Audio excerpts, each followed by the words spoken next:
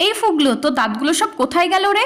আর বলো না কাকিমণি, সব দাঁত ইঁদুলে লিপিয়াল কলাতে নিয়ে গেছে। তো তুমি জানো না, চকলেট খেয়ে খেয়ে দাঁতগুলো সব পোকা ধরিয়ে ফেলেছিলাম, বাবা কোদাল দিয়ে সব দাঁত তুলে দিয়েছে। ঘুমানোর সময় পোকা ধরা দাঁতগুলো বালিশের তলায় লিখে মন্ত্র বলেছিলাম, এই ইঁদুর আমার পোকা দাঁতগুলো নিয়ে যা, আমার ছোনার দাঁত দিয়ে যা।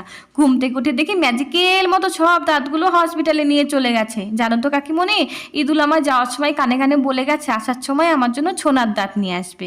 এই পাগল ছিলে, কে শেখালো রে তোকে এত পাকা পাকা কথা? আমার দিদুন। তো বলো, এতদিন পর কাকিমণির ঘরে এসেছো, কি খাবে? কাকিমণি, একটা কথা বলবো তোমায়, ওই যে তুমি রসমালাই বানিয়েছিলে না, একটু দেবে আমায়?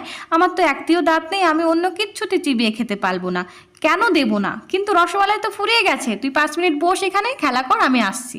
চটজলদি পাউরুটির রসমালাই বানিয়ে ওকে দিতেই, ওয়াও কাকিমণি কি নলম, মুখে দিতেই ম্যাজিকের মতো মিলিয়ে যাচ্ছে। কানে কানে একটা কথা শোনো কাকিমণি, তুমি না আমার মায়ের থেকে অনেক টেস্টি খাবার বানাও।